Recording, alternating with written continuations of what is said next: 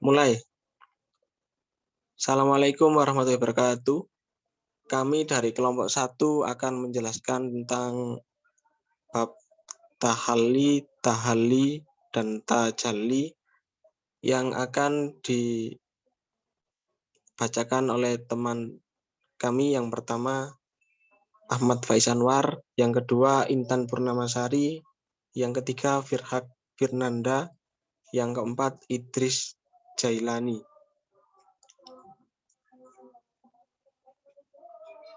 Next.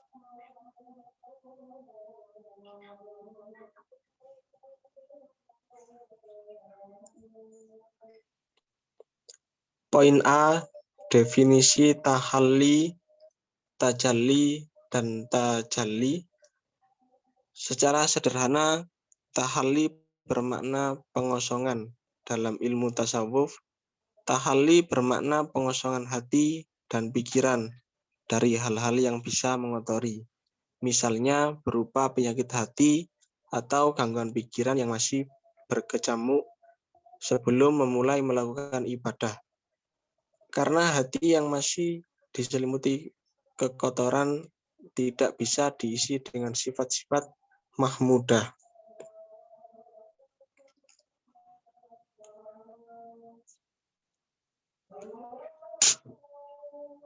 Tahalli, secara bahasa, tahalli berarti pengisian.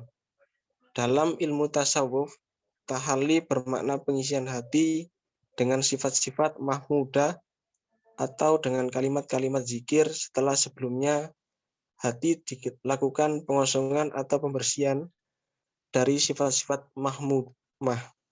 Maka orang yang berzikir la ilaha illallah dalam rangka mengisi atau memberikan nutrisi pada hati akan lebih mudah khusyuk dalam proses tahalli ini.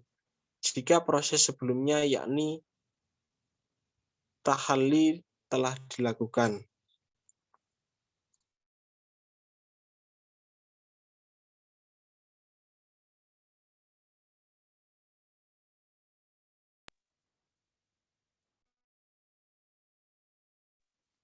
Yang selanjutnya tajalli. Setelah tahalli dilalui, maka sampailah pada tajalli atau mengoneksikan diri dengan Allah.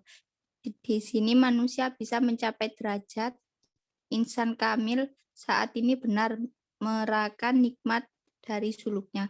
Bertaubatlah dari kesyirikan maupun hal yang mengotori hati. Lainnya adalah pengalaman dari tahalli.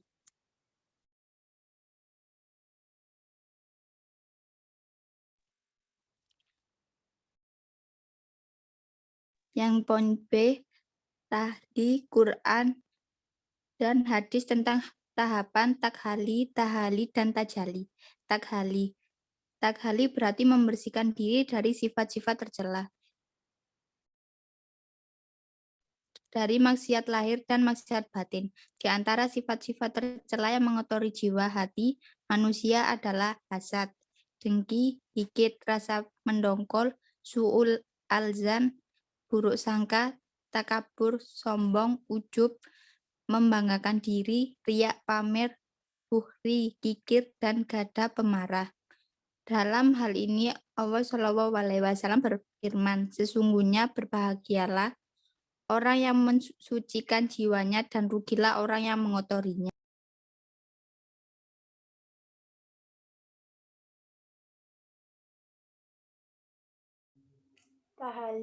Tahalli yakni mengisi diri dengan sifat-sifat terpuji, dengan taat lahir dan taat batin.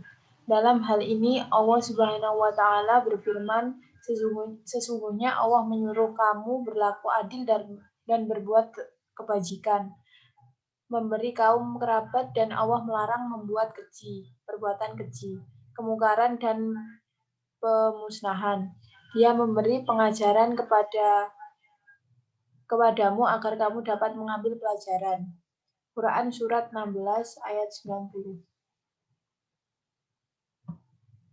Tajalli, untuk pemantapan dan pendalaman materi yang telah dilalui pada fase tahli, Maka rangkaian pendidikan mental itu disempurnakan pada fase tajalli. Tajalli berarti terungkapnya nur gaib untuk hati. Dalam hal ini, kaum sufi mendasarkan pendapatnya pada firman Allah Subhanahu wa taala. Allah adalah nur, cahaya, langit dan bumi. Quran surat 24 ayat 35. Yang poin C, implementasi takhali, tahali, dan tajali di lingkungan mahasiswa. Yang poin pertama, takhali, menghindari sifat tercela. Seseorang yang ingin dekat dengan Allah Subhanahu wa taala harus merubah sikap dan sifat perilaku yang tercela menjadi sikap dan sifat yang lebih baik sehingga bisa mengalihkan perhatian Allah Subhanahu wa taala. Takhali merupakan filosofi terberat. Oleh karena itu, kita harus menghindari sifat-sifat kemaksiatan seperti hanya mencintai dunia, tamak adalah hati yang rakus terhadap dunia, ujub adalah mengherankan dalam batin, riya adalah pamer, takabur adalah sombong, hasud adalah orang yang mampu membuat seseorang tertipu daya oleh omongannya, sum'ah memperdengarkan kepada orang lain.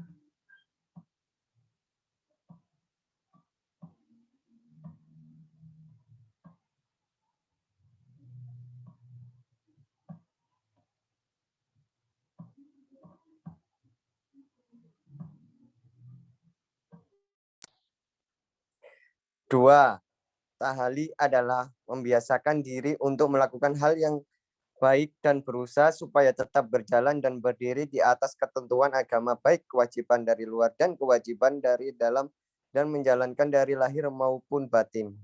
Menjalankan dengan lahir adalah kewajiban yang bersifat formal seperti puasa, zakat, sholat, haji, dan lainnya. Sedangkan menjalankan dengan batin adalah iman, ikhlas, dan lain sebagainya. Oleh karena itu, ada beberapa cara untuk menghiasi diri untuk mendekatkan diri kepada Allah Subhanahu wa taala. Yang pertama, zuhud adalah betapa di dalam dunia seperti zikir. Yang kedua, qanaah adalah hati yang tenang. Yang ketiga, sabar sebagai harifah bermakna menanggung penderitaan. Menurut istilah menanggung penderitaan dibagi menjadi dua, yaitu yang pertama, menanggung penderitaan karena menjalankan ibadah yang sesungguhnya. Yang kedua, menanggung penderitaan karena taubat dan berusaha menjauhkan diri dari kemaksiatan. Tawakal adalah pasrah terhadap seluruh pekerjaan kepada Allah Subhanahu wa taala. Mujahadah adalah bersungguh-sungguh dalam melaksanakan perbuatan. Ridho, sikap menerima atas pemberian Allah Subhanahu wa taala. Syukur, mengetahui nikmat yang Allah berikan, baik itu keimanan dan ketaatan. Ikhlas, membersihkan hati semata-mata hanya untuk Allah sehingga dalam beribadah hanya untuk Allah. Next.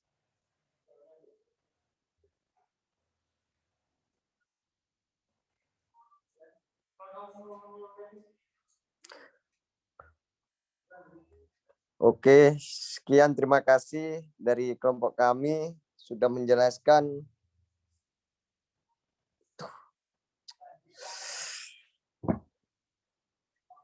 Tiga, tajalli adalah seorang yang hatinya sudah terbebas dari tabir sifat kemanusiaan atau mendapatkan nur yang selama ini tersembunyi atau fana segalanya hanya kepada Allah. Tajalli bermakna pencerahan atau penyikapan. Ibnu Arabi menyatakan bahwa tajalli ada dua bentuk, yaitu tajalli gaib atau tajalli zat dan tajalli sudi. Al-Kalabazi membagi tajalli menjadi tiga bagian, yaitu tajalli zat, yaitu terbukanya selubung yang menutupi kerahasiaannya.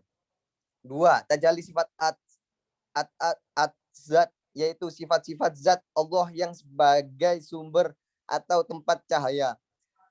Tiga, tajalli hukma adzat, yaitu tampak hukum zat yang berhubungan dengan akhirat dan apa yang ada di dalamnya. Sehingga untuk memaknai tahali dan tajalli, sebagai umat manusia tetap menjaga sikap dan sifat yang baik dan menghindari sikap dan sifat yang tercela yang tidak disukai oleh Allah Subhanahu wa taala tetap berikhtiar dalam menjalani kehidupan di dalam dunia.